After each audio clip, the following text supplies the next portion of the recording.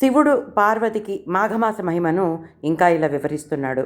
ఏ మానవుడైనను తన శరీరములో శక్తి లేక కడకు బావియందైన స్నానమాచరించి శ్రీవారి దర్శనమును చేసినచో అతడిటి కష్టములు అనుభవించుచున్నను ఆ కష్టములు మేఘముల వలె విడిపోయి ముక్తుడగును. ఎవరైనను తెలిసి కానీ తెలియక కానీ మాఘమాసములో సూర్యుడు మకర రాశి ఎందుండగా నదీ స్నానం ఆచరించిన ఎడల అతనికి అశ్వమేధ యాగము చేసినంత ఫలము దక్కును.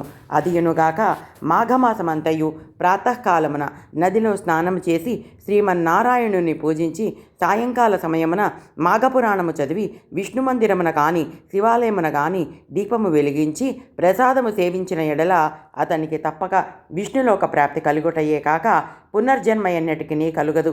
ఇటులా ఒక పురుషులే కాక స్త్రీలు కూడా ఆచరించవచ్చును.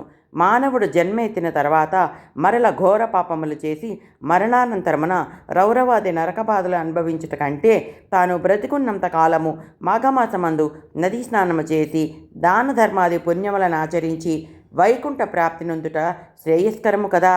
ఇదే మానవుడు మోక్షము పొందుటకు మార్గము. ఓ పార్వతి, ఏ మానవుడు మాఘమాసమును తృణీకరించునో అట్టివాడు అనుభవించు నరకబాధల గురించి వివరించెదను, సావధానముగా ఆలకింపుము. నేను తెలియజేసిన విధముగా ఏ మనుజుడు మాఘమాసమందు ప్రాతకాలమున నదీ స్నానము కానీ జపము కానీ విష్ణు పూజ కానీ యథాశక్తి ధర్మ అది పుణ్యకార్యములు కానీ చేయడో అట్టివాడు మరణానంతరమున సమస్త నరకబాధలను అనుభవించుచు కుంభీన సమను నరకమున పడద్రోయబడును, అగ్నిలో కాల్చబడును, రంపముల చేత ఖడ్గముల చేత నరకబడును, సలసల కాగు తైలములో పడవేయబడును, భయంకరమగు యమకింకురలచే పీడింపబడును. ఏ స్త్రీ వేకువజామున లేచి కాలకృత్యములను తీర్చుకొని నదికి పోయి స్నానము చేసి సూర్య నమస్కారము విష్ణు పూజ చేసి తన భర్త పాదములకు నమస్కరించి అత్తమామల సేవలు చేయును అట్టి ఉత్తమ స్త్రీ ఐదవ తనముతో వర్ధిల్లి ఇహమందు పరమందు సర్వసౌఖ్యములు అనుభవించును.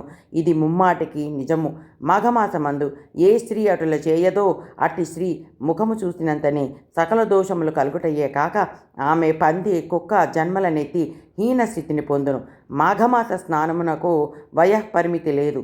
బాలుడైనను యువకుడైనను వృద్ధుడైనను స్త్రీ అయినను బాలిక అయినను జవ్వని అయినను ఏ కులము వారైనను కూడా మాఘస్నానము ఆచరించవచ్చును. ఈ మాసమంతయు కడు నిష్ఠతో ఉండిన కోటి యజ్ఞములు చేసిన పుణ్యము కలుగును. ఇది అందరికీ శ్రేయోదాయకమైనది.